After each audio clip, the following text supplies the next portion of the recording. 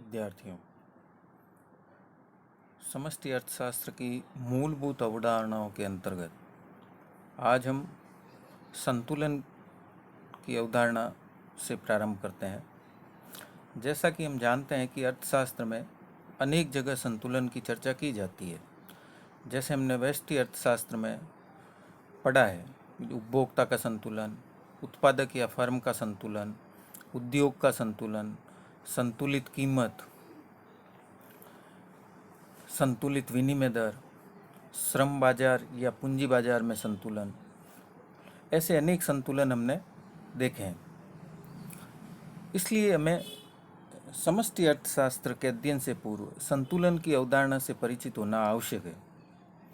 संतुलन की अवधारणा हमें उस दिशा की ओर संकेत करती है जिस तरफ आर्थिक प्रक्रियाएं गतिमान होती है।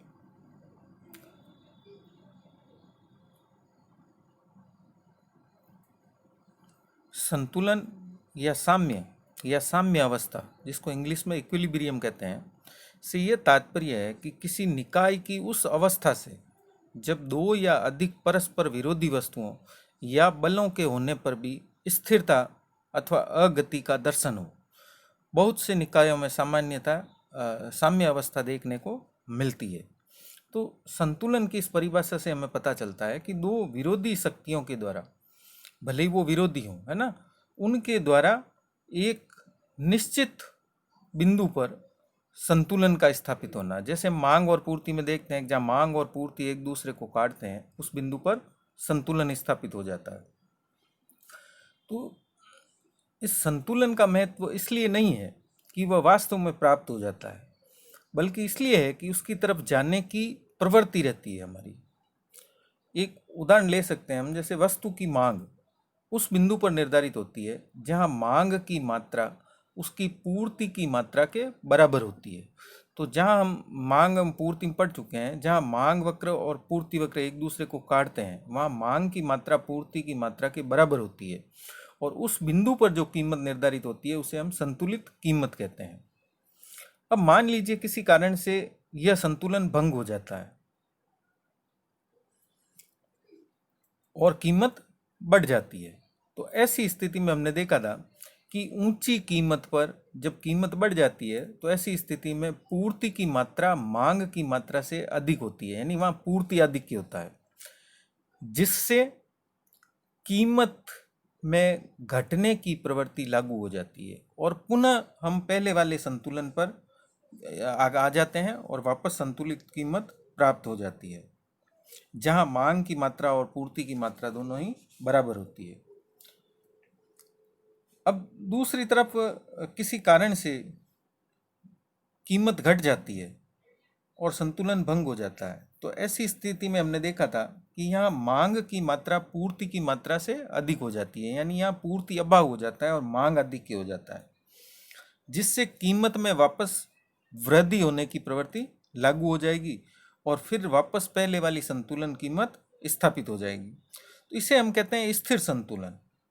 इसमें आर्थिक इकाइयां असंतुलन की स्थिति से संतुलन की स्थिति की ओर गतिमान होती है, इसलिए हम इसे स्थिर संतुलन कहते हैं। यानी संतुलन में किसी भी प्रकार का विचलन आएगा तो वापस पुनः संतुलन उसी स्थान पर स्थापित हो जाएगा।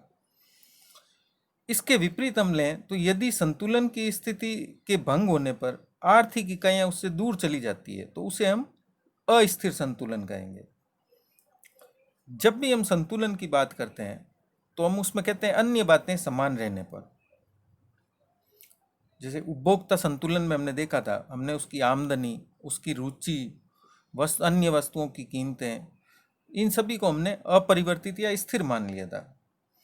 इसी प्रकार उत्पादक के संतुलन में साधनों की कीमतों को, तकनीक को हम स्थिर मान लेते हैं। तो अर्थशास्त्र में इस संतुलन का अत्यधिक महत्व है, इसलिए हमें आंशिक और सामान्य संतुलन, पार्शियल और पर्टिकुलर इक्विलिब्रियम का अध्ययन करना होता है। तो हम सबसे पहले आते हैं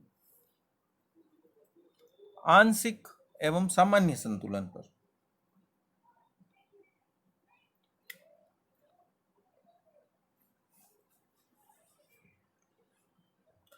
तो जैसा कि आपके सामने, आंशिक संतुलन उस संतुलन को कहते हैं जो एक व्यक्ति की इकाई अथवा अर्थव्यवस्था का एक उपभाग बाहर से हुई दशाओं के फलस्वरूप प्राप्त करते हैं। जैसा कि अभी हमने ऊपर कहा था, अन्य बातें समान रहने पर, यानी बाहर से दी हुई दशाएं हमें हैं, तो उसके बाद अगर हम किसी संतुलन को प्राप्त करते हैं तो ऐसी स्थिति में वह संतुलन आंशिक संतुलन कहलाएगा।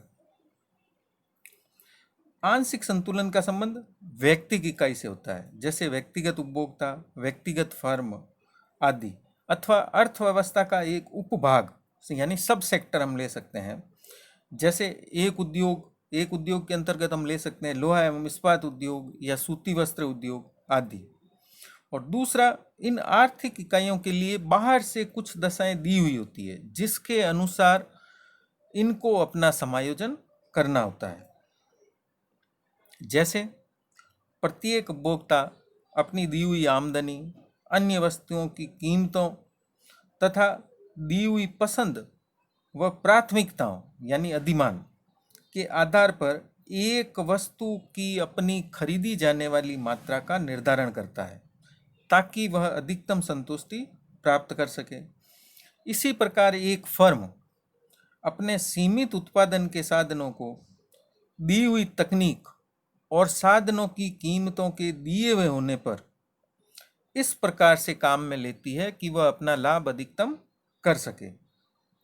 तो अर्थव्यवस्था के उपभाग के उदाहरण के रूप में हम एक उद्योग ले सकते हैं कि दीर्घकाल में उद्योग में नई फर्में प्रवेश करती है, हमने पढ़ा है बीए फर्स्ट ईयर में, और पुरानी फर्में उद्योग छोड़कर बाहर चली जाती है। अतः एक उद्योग भी दी हुई परिस्थितियों के अनुसार अपना संतुलन निर्धारित करता है। इसमें हमें ये ध्यान रखना चाहिए कि उपभोक्ताओं, फर्मों, उद्योग आदि के समक्ष पाई जाने वाली दशाओं के बदल जाने पर संतुलन की नई दिशाओं की ओर जाने का प्रयास करती है, यानी फिर नए संतुलन की तरफ जाने का प्रयास किया जाता है। अब आंशिक संतुलन का उपयोग या आंशिक संतुलन कब उपयोगी होता है? तो आंशिक संतुलन सबसे पहले आर्थिक हलचल का एक फर्म या उद्योग तक सीमित होना की स्थिति में ही उपयोगी होता है। जैसे मान लें कि जयपुर में स्थित किसी फैक्ट्री के श्रमिक हड़ताल कर देते हैं, अथवा जयपुर में स्थित इंजीनियरिंग उद्योग की कुछ फैक्ट्रियों के श्रमिक हड़ताल कर देते हैं, तो इस प्रकार की हड़ताल के प्रभाव कुछ फर्मों व श्रमिकों तक सीमित रहते हैं, यानी जयपुर के आसपास की जो फर्में हैं या जयपुर की फर्में हैं उन्हीं तक सीमित रहेंगे। इसलिए उनका अध्ययन आंशिक संतुलन की सहायता से हम कर सकते हैं। तो आंशिक संतुलन करने के लिए एक सीमित क्षेत्र में आर्थिक हलचल होनी चाहिए। फिर दूसरा इसका उपयोग है आर्थिक हलचल के प्रथम क्रम के प्रभावों के अध्ययन करने के लिए ये आंशिक संतुलन उपयुक्त रहता है। जैसे मान लें कि सरकार युद्ध की सामग्री का उत्पादन बढ़ाने का निर्णय लेती है, तो इसका सबसे पहला प्रभाव लोहा और इस्पात उद्योग पर पड़ेगा, क्योंकि जब हम युद्ध सामग्री बनाएंगे तो उसमें हमें सबसे पहले लोहा और इस्पात की आवश्यकता होगी। इससे इस्पात की मांग बढ़ेगी, इसलिए इस्पात के उत्पादन, इस्पात की कीमतों, इस उद्योग के मुनाफों, इस उद्योग के साधनों की मांग, उस उद्योग में रोजगार व उनकी कीमतों यानी साधनों की कीमतों पर पड़ने वाले प्रभावों का अध्ययन हम आंशिक संतुलन की सहायता से कर सकते हैं। तो इस प्रकार से हमने देखा कि आंशिक संतुलन का उपयोग या आर्थिक संतुलन दो स्थितियों में उपयोगी माना जा सकता है। पहला तो जब एक निश्चित या सीमित क्षेत्र में आर्थिक हलचल हो, और दूसरा जब आर्थिक हलचल के प्रथम क्रम के प्रभावों का हमें अध्ययन करना हो। जैसे सरकार, हमने देखा कि युद्ध सामग्री का उत्पादन बढ़ाने का निर्णय करती है, तो उससे उसका प्रभाव किस किस पर पड़ेगा। फिर इसके बाद हम दूसरा आते हैं सामान्य संतुलन।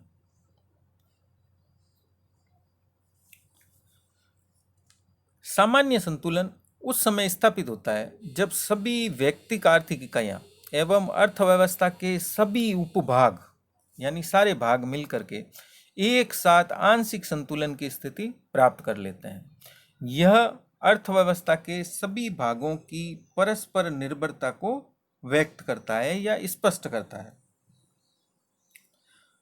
इसके लिए लियो वालरा, जे.आर. हिक्स, लियोन्टिफ, सैमुअलसन आदि अर्थशास्त्रियों ने इस सामान्य संतुलन का विवेचन किया है, जो उच्चतर अर्थशास्त्र के अंतर्गत पढ़ाया जाता है, क्योंकि इसमें गणित का व्यापक रूप से प्रयोग किया जाता है। तो इसको हम सरल रूप से स्पष्ट करेंगे। सामान्य संतुलन की प्रक्रिया को हम उदाहरण के द्वारा समझ सकते हैं। मान लीजिए, हम पहला उदाहरण लेते हैं जो अभी ऊपर लिया था। सरकार द्वारा युद्ध की सामग्री बढ़ाने के निर्णय का क्या प्रभाव पड़ेगा। तो जब सरकार युद्ध सामग्री अधिक बनाने का निर्णय लेती है, तो पहला प्रभाव तो हमने देखा था इस्पात उद्योग पर पड़ेगा। इसे हम आंशिक संतुलन के अंतर्गत लेते हैं, क्योंकि हमें सर्वप्रथम इस्पात के मूल्यों, उत्पादन एवं इस उद्योग के मुनाफों, इसमें उत्पादन के साधनों के उपयोग एवं उनकी कीमतों आदि पर हमें विचार करना होगा। लेकिन इससे अन्य उद्योगों व आर्थिक क्रियाओं में भी हलचल बढ़ेगी। तो अभी तक जो हमने किया वो आंशिक संतुलन था, लेकिन जैसे ही अन्य उद्योगों में या अन्य उपभागों में हलचल बढ़ेगी तो ये सामान्य संतुलन की तरफ जाएगा। इस्पात के जो स्थानापन्न पदार्थ हैं, जो सब्स्टिट्यूट है, उनकी भी मांग बढ़ जाएगी। अब जैसे उनकी मांग बढ़ेगी तो इसका दायरा बढ़ जाएगा। अंत में ये प्रभाव संपूर्ण अर्थव्यवस्था तक फैल जाते हैं। अतः युद्ध का अधिक सामान बनाने की सरकारी घोषणा के प्रभाव समस्त अर्थव्यवस्था में व्याप्त होने के कारण इसका अध्ययन सामान्य संतुलन विश्लेषण के द्वारा करना पड़ता है। अभी जैसा कि इसको हम एक और उदाहरण जो मेरे समझ में आ रहा है उसके द्वारा समझ सकते हैं कि कोरोना काल के तहत, है ना, पीपी किट, सैनिटाइजर्स और कीटाणुरोधक जो पदार्थ हैं उनकी मांग बढ़ गई है। तो ऐसी स्थिति में आप देखिए कि बहुत सी जो फर्में थी या बहुत सी जो उद्योग थे जो इन वस्तुओं का उत्पादन नहीं कर रहे थे, वो भी इन वस्तुओं का उत्पादन करने लगे हैं। तो इससे अब क्या हुआ, खाली उन उद्योगों पर ही प्रभाव नहीं पड़ा है जो पहले से ही सैनिटाइजर या पहले से ही पीपी किट बना रहे थे, अब दूसरे उद्योगों में भी प्रभाव पड़ा है। और मास्क बनाना, तो जब जो रोजगार दूसरे रोजगार के क्षेत्र में जो लोग लगे हुए हैं वो लोग भी अब इस क्षेत्र में आ गए हैं और यहाँ पर काम करना शुरू कर दिया है। तो इस प्रकार से पूरी अर्थव्यवस्था के जो सारे उपभाग हैं वो इससे प्रभावित होंगे। दूसरा, हम एक और उदाहरण ले सकते हैं कि अगर मान लीजिए सरकार उर्वरकों पर सब्सिडी घटाना चाहती है तो उसका क्या प्रभाव पड़ेगा। हमारे भारत जैसे देश में भी पिछले वर्षों में खाद्यान्नों एवं उर्वरकों पर अत्यधिक सब्सिडी देने के बाद सरकार पर आर्थिक भार बहुत ही ज़्यादा बढ़ा है और यह सरकार के लिए असहनीय होने की स्थिति में पहुंच गया है। इसलिए हमें बजट घाटे को कम करने के लिए उर्वरकों या फर्टिलाइजर्स पर सब्सिडी कम करने पर जोर दिया जाने लगा है। अब हमारे सामने प्रश्न उठता है कि क्या उर्वरकों को दी जाने वाली सब्सिडी या आर्थिक सहायता को कम करने से अर्थव्यवस्था पर क्या प्रभाव पड़ेंगे। तो इसको कम करने पर हम निम्नलिखित प्रभाव देख सकते हैं, जिसमें से पहला है उर्वरकों की कीमतें बढ़ेगी। जैसे ही सब्सिडी घट जाएगी तो सबसे पहला प्रभाव पड़ेगा जो फर्टिलाइजर्स हैं उनकी कीमतें बढ़ जाएगी। दूसरा प्रश्न हमारे पास आता है कि उर्वरकों की खपत पर इसका क्या प्रभाव पड़ेगा। तो जब कीमतें बढ़ जाएगी तो उर्वरकों की खपत कम हो जाएगी। तीसरा प्रश्न आता है कि कृषिगत उत्पादन पर क्या प्रभाव पड़ेगा। तो उर्वरकों का अगर प्रयोग कम किया जाएगा कीमतें बढ़ने के कारण, तो हो सकता है कि कृषिगत उत्पादन भी कम हो। फिर जब कृषि उत्पादन कम होगा तो खाद्यान्नों के बाजार भावों पर इसका क्या प्रभाव पड़ेगा। मान लीजिए कम उर्वरक काम में लिए गए हैं तो चावल, गेहूं, बाजरा आदि की फसल कम होगी। कम होने पर बाजार भाव क्या होंगे, बढ़ जाएंगे। अब जब बाजार भाव बढ़ जाएंगे तो एक प्रश्न और आता है कि खाद्यान्नों की जो सरकारी वसूली है या उसकी जो खरीद है उस पर क्या प्रभाव पड़ेगा। तो जब कम आएगा, बाजार में कीमतें बढ़ जाएगी तो किसान सरकार को नहीं बेच करके बाजार में बेचना फायदेमंद समझेगा। फिर एक और प्रश्न हमारे सामने उपस्थित होता है कि देश में खाद्यान्नों के स्टॉक पर क्या प्रभाव पड़ेगा। तो खाद्यान्नों के स्टॉक निश्चित रूप से घट जाएंगे, क्योंकि जब फसल कम हुई है तो ऐसी स्थिति में स्टॉक भी घटेंगे। और बजट घाटा कितना कब होगा। अब अंत में हमें ये पता लगाना होगा कि बजट घाटा कितना कम होगा। क्या वास्तव में हमने जो उद्देश्य लिया था बजट घाटा कम करने के लिए सब्सिडी को घटाने का, वह पूरा हो पाया है या नहीं हो पाया है। अगर इन सब के प्रभाव से कीमतें बढ़ती है ना, सरकारी खरीद पर प्रभाव पड़ता है, स्टॉक पर प्रभाव पड़ता है, तो इन सब के कारण यदि सरकार का राजस्व घट जाता है तो ऐसी स्थिति में बजट घाटा कम नहीं होगा। लेकिन यदि बजट घाटा कम होता है तो हम इस नीति को अपना सकते हैं कि उर्वरकों पर सब्सिडी कम कर दी जाए। तो इस प्रकार से हमने देखा कि जो उर्वरकों पर सब्सिडी घटाने का जो सबसे पहला प्रभाव है वह उर्वरक उद्योग यानी फर्टिलाइजर इंडस्ट्री पर ही पड़ेगा, जिसे हम आंशिक संतुलन के अंतर्गत समझ सकते हैं। लेकिन ये पर्याप्त नहीं है, इसलिए इसके संपूर्ण अर्थव्यवस्था पर व्यापक प्रभाव को जानने के लिए हमें सामान्य संतुलन विश्लेषण का उपयोग करना पड़ेगा। उसी से हमको ये पता चलेगा कि इसके विस्तृत प्रभाव क्या होंगे। क्या उर्वरकों पर सब्सिडी घटाने से बजट घाटा कम हुआ है या नहीं हुआ है, ये हमें तभी पता चलेगा जब हम सामान्य संतुलन का विश्लेषण करेंगे। तो इस प्रकार से उर्वरकों पर सब्सिडी कम करने का निर्णय उर्वरक उत्पादन एवं उर्वरक उपभोग के अलावा खाद्यान्नों के बाजार भावों, कीमत सूचकांक, सरकार के स्टॉक आदि को प्रभावित करके अर्थव्यवस्था में काफ़ी परिवर्तन उत्पन्न कर सकता है। इसलिए हम इसका विश्लेषण सामान्य संतुलन की सहायता से करना चाहिए। अब सामान्य संतुलन के क्या उद्देश्य हैं? इसके दो महत्वपूर्ण उद्देश्य हैं। इसमें सबसे पहला है कि सामान्य संतुलन अर्थव्यवस्था को संपूर्ण रूप में देखने का अवसर देता है। इससे हमें पूरी अर्थव्यवस्था को देखने को मिलती है, जो एक विशुद्ध सिद्धांत की दृष्टि से बहुत ही लाभकारी होता है। यानी हमें पूरे प्रभाव देखने को मिलता है कि ये खाली उर्वरक पर सब्सिडी घटाने से या सरकार द्वारा एक युद्ध सामग्री को बढ़ाने का निर्णय लेने से पूरी अर्थव्यवस्था पर क्या प्रभाव पड़ेगा। दूसरा, हम सामान्य संतुलन की सहायता से आर्थिक हलचल के प्रथम क्रम यानी जो उसी उद्योग पर प्रभाव पड़ेगा, द्वितीय क्रम फिर अन्य उद्योगों पर प्रभाव पड़ेगा, तृतीय क्रम एवं अन्य उच्च क्रम के प्रभाव जाने जा सकते हैं। यानी आगे जैसे जैसे हम आगे बढ़ते जाएंगे और अन्य उद्योगों को ये प्रभावित करता जाएगा, और अंत में पूरी अर्थव्यवस्था में किस प्रकार से आर्थिक परिवर्तन हुए हैं, ये हमें इस सामान्य संतुलन की सहायता से जाना जा सकता है, अन्यथा हम उसको नहीं जान सकते। तो इस प्रकार से इसके दो महत्वपूर्ण उद्देश्य हैं जिसके द्वारा हम सामान्य संतुलन का विश्लेषण करना चाहिए। सामान्य संतुलन के विश्लेषण से ये स्पष्ट हो जाता है कि ये जटिल किस्म का होता है ना। जैसा कि लियो वालरा ने गणितीय समीकरणों की सहायता से इकोनॉमिक वेरिएबल्स आर्थिक चल राशियों में आपस में संबंध स्थापित किए थे, और विभिन्न समीकरणों के माध्यम से जो मूल्य प्राप्त होते हैं जो सामान्य संतुलन के अनुरूप होते हैं, इससे अर्थव्यवस्था के विभिन्न भागों की परस्पर निर्भरता को समझने में सहायता मिलती है। फिर दूसरा, इसका सामान्य संतुलन विश्लेषण का दूसरा रूप लियोनटिफ ने प्रस्तुत किया था, जिसे इनपुट आउटपुट विश्लेषण कहा जाता है। इसमें हम अर्थव्यवस्था के कुछ क्षेत्रों में बांट देते हैं अर्थव्यवस्था को, या कुछ उद्योगों में बांट देते हैं, और एक उद्योग का आउटपुट दूसरे उद्योग का इनपुट बन जाता है ना।